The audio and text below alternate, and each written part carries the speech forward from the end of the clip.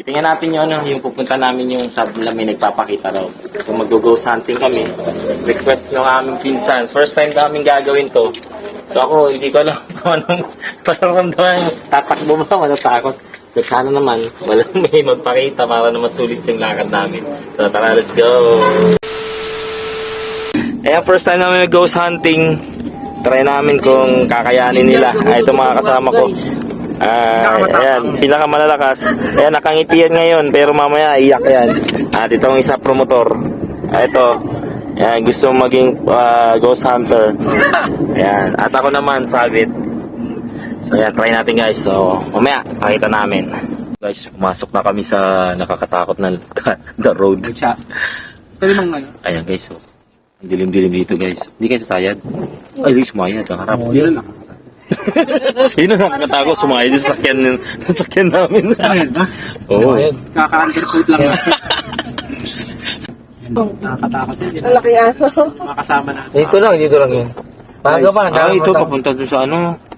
Papunta dyan eh. Ano dyan, puro fish pan dyan eh. Dito lang. Subukan nyo maglagad. Lakad Kaya ka na pa. frequency mo. Nice guys. Ang dilim guys. Nakakatakot oh. Patay mo yung ilaw. Oh, yan oh. Wala, maglalakad ka pa, huwag ka dun. Tatay. Baka nga. Ano na? Try mo maglakad. Itong gawin kaya natin ng Gamal. tapat. Hindi, maganda ngayon oh. Walang ilaw, hanggang dun oh. Sunduin ka na.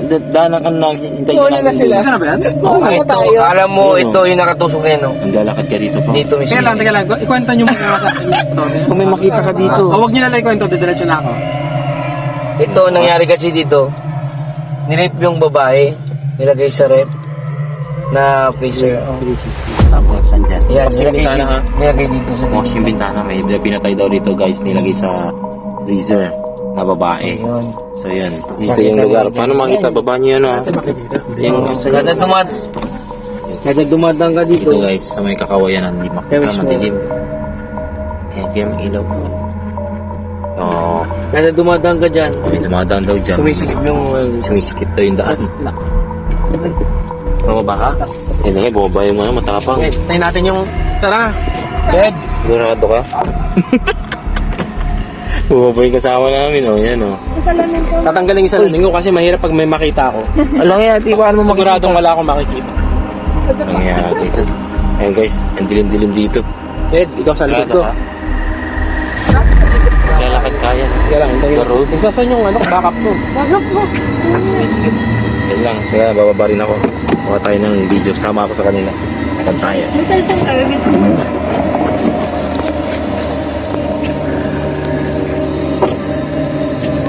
Ayan guys, bumaba na rin ako. Dito yung may tinapon daw na ano dito na freezer na merong patay na babae. So, nakatakot naman ito. Madilim eh. Ha? Nakakatakot ito. Bawal magtapon ng ano. Labo yung camera ko. Labo eh, madilim eh. Kaya dapat dito siya para makita yan, no? Ayan guys, wala naman ako makita. Dilim. Siya pa pinatay mo yung ilaw. Madilim talaga. Ha? Ayun ang kasama ko. Dilim naman. Ayan guys, dito yun. Dito ang part yun. Ayan. So, sobrang dilim. Ilaw nyo lang kaya. Walang ilaw. Ilawan nyo ka. Walang makita guys. Ayan. Wala talaga eh. Ito yung mga kasama ko. Ang dilim-dilim. Walang makita. Ayan. Wala akong makita rito guys. Ito mismo tinapon yun. Ang kawain. Nakakatakot guys. Tumatay yung balayibo ko. Sige guys. Tumatay yung balayibo ko. Bari-bari. Nakakakit ito guys. Ang dilim. Pag pinatay ko yung flash dito wala kayong makikita. Kaya puro kawayan. Yan ang dilim guys. Nakakatakot. Alilay. Tumatay yung balayibo ko. Bakit? Tumatay yung balayibo ko. Bari-bari. Ay, nakita kayo? Ayun, pakita sa inyo. Ay, hindi ko kaya guys. First time namin itong gagawin. Pero, ang dilim eh. Kulang kami sa ilaw. Sa susunod, try namin dala ng mga gamit. Ayun ba na ipo ko? Ayun yung kasama namin. So dito na kami. So try namin sa iba kasi masyado madilim. Wala akong dalang ilaw. Wala rin makuha. Papakiramdaman lang natin. Wala tayong makuha pero pakiramdaman lang natin. Wala akong makikita. Madilim yun. Wala. Ayun eh. Makadulong ng mga aso. Sa'yo na eh. Ano ko naman lahat. Sa ibang sa ibang location guys. Pero ito kasi magandang babalikan namin ito sa susunod. Dadala kami ng biglaan lang kasing lakad to.